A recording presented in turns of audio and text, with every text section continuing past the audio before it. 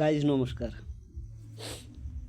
আশা করি সবাই ভালো আছেন, সুন্দর আছেন, সুস্থ আছেন। গাইজ,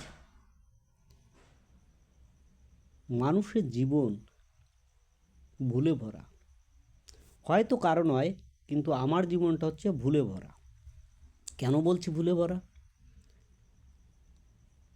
আমার লাইফের উত্থান পতন সব কিছু, আমি কারো অবশ্য দোষ দেব না, দোষ আমার নিজের। আমি অন্যের দোষ দেবো না। আমি হয়তো ভালো লোক ছিলাম না, আমি হয়তো কারো কথা মতো চলতে পারিনি, আমি হয়তো কারো কথা মতো ভাই বোনকে ছাড়তে পারিনি, আমি হয়তো টাকার মেশিন ছিলাম। ঠিক আছে, যখন মেশিন থেকে টাকা আর বেরোচ্ছিল না, তখন হয়তো আমার সব কিছুর অধপতন হয়েছে। পুরুষ পুরুষের কিন্তু জীবনে কেউ সাথ দেয় না, সঙ্গী হয় না। আমি একটা জিনিস খাটায় দেখলাম, পুরুষ হচ্ছে টাকার মেশিন। টাকা আছে, পুরুষের সব কিছু আছে। টাকা নাই, কিছু নাই। হয়তো বা আমার লাইফও সেরকম কিছু ঘটে গেছিল। তো আমি কারো দোষ দিতে চাই না, সব দোষ আমার।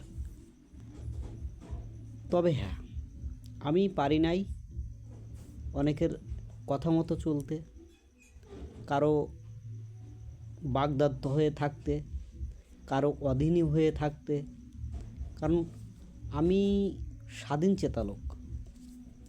আমি সবসময় চাই আমার নিজের স্বাধীনতা, আমার নিজের যে স্বাধীনতা, আমি সে স্বাধীনতা নিয়ে সঠিকভাবে চলতে চাই। তো তার ভিতরে যদি কেউ এসে বলে যে না এটা না এটা করতে হবে, এটা না এটা করতে হবে, আমি কিন্তু চিন্তা করি অন্তত 50 বার। চিন্তা করার পরে ভাবি যে এটা সঠিক বলছে না বেঠিক বলছে। যদি আমার ব্রেনে বলে যে বেঠিক, তাহলে সেটা আমি করি না। ঠিক আছে। আর যদি দেখি যে না উনি সঠিকই বলছেন, তাহলে সেই দিকে আমি পা বাড়াই। যেমন ভাই বোনকে ছাড়তে পারিনি, আমি পারবো না। মা বাবা, ভাই বোন, আমার আত্মীয় স্বজন, তাদের যদি কেউ ছাড়তে বলে, তাদের সঙ্গে যদি কেউ যোগাযোগ রাখতে বলে যে যোগাযোগ রাখা যাবে না, তারা কেউ আসবে না, এটা আমি সেই পুরুষ নয় যে আমি সেসব কথায় হ্যাঁ দিয়ে চলবো। আমি পারি নাই। কারণ আমার ভাই বোন আমার কাছে অনেক কিছু, আমার ভাই বোন আমার কাছে অনেক কিছু। আর যাদের উপরে, যে ভাই বোনের উপরে আমি অনেক অবিচারও করেছি, নিজে অনেক অবিচার করেছি কারো না কারো কথার জন্য। কিন্তু লাস্টে বুঝলাম যে আসলে তারা আমার নয়, তারা আমার নয়। তারা চেয়েছিল আমি একটা টাকার মেশিন, টাকা যতদিন দিতে পারবো ততদিন আমি বেটার ছিলাম, যতদিন না দিতে পেরেছি তখন আমি খারাপ হয়ে গেছিলাম। তো আমার ভাই বোনকে তো আদৌ, রক্তকে তো আমি ছাড়তে পারি না। আর আমি সেই পুরুষ নয় যে অন্য কারো কথাতে ভাই বোনকে ছেড়ে দেয়া, মা বাবাকে না দেখা, এটা আমার দ্বারা হবে না। এই জন্যে আমার টাকাও যখন শেষ হয়ে গেছিল, তখন আমার অধঃপতন শুরু। তবে হ্যাঁ, আমি সেই পুরুষ, যে পুরুষ সঠিক, সুন্দর, সুস্থ ব্যবস্থা নিয়ে চলতে ভালোবাসি। আমি এখনও তাই, এবং মরার দিন পর্যন্ত যেন আমি এরকম থাকি। তো রবীন্দ্রনাথ ঠাকুরের একটা কথা আছে, একটা গান আছে, যদি তোর ডাক শুনে কেউ না আসে, তবে একলা চলো, একলা চলো রে। আমি একলাই চলছি, কী সমস্যা? এসেছিলাম একলা, যাবো একলা, এখানে আমার কোনো প্রবলেম নাই। যারা আমাকে ভালোবাসবে, বাসে, তারাই তো আমার সবচেয়ে আপন। এই জন্যে আপনারা দেখবেন বাড়ির আশেপাশে যদি বন জঙ্গল, ময়লা আবর্জনা পড়ে থাকে, মানুষ পরিষ্কার করে কেন করে?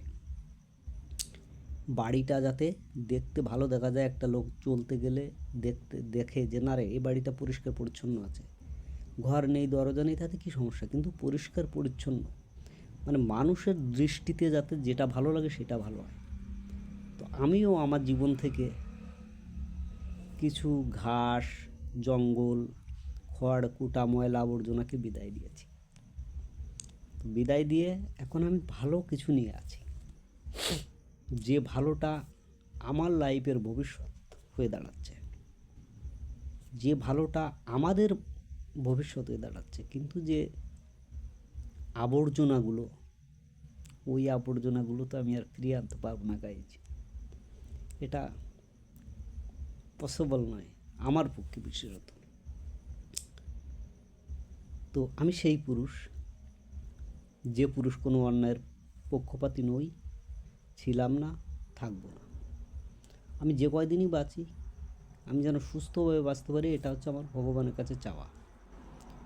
আর কারো কথার উপর ডিপেন্ড করে, কারো ঘাড়ের পরে ডিপেন্ড করে যেন আমাকে না বাঁচতে হয়। এখনও আমার ভাই বোন অনেক ভালো, অনেক সুন্দর, তারা দাদা হিসাবে যতটুকু সম্মান দেওয়ার অবশ্যই দেয়। তারা আমার পিছনে অনেক অনেক টাকা নষ্ট করেছে আমার অসুখের পিছনে, কিন্তু আমি যখন টাকার মেশিন ছিলাম, যাদের আমি টাকা ইনকাম করে দিয়েছি, তারা এমন একটা সময় আমার ক্ষতি করলো যেটা আমি যতদিন বেঁচে থাকবো জীবনে কোনো দিন ভুলবো না।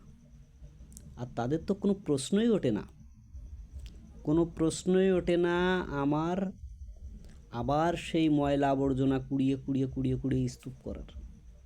নো, নেভার, প্রশ্ন আসে না গাইজ, প্রশ্নই ওঠে না। আমি সেই পুরুষ, স্ট্রং পুরুষ, আমি স্ট্রং থাকতে চাই মরার দিন পর্যন্ত। তো পুরুষ পৃথিবীতে কারো নয়, পুরুষ হচ্ছে একটা টাকার মেশিন, টাকা নাই পুরুষের কিছু নেই। গাইজ আজ এই পর্যন্ত, নমস্কার।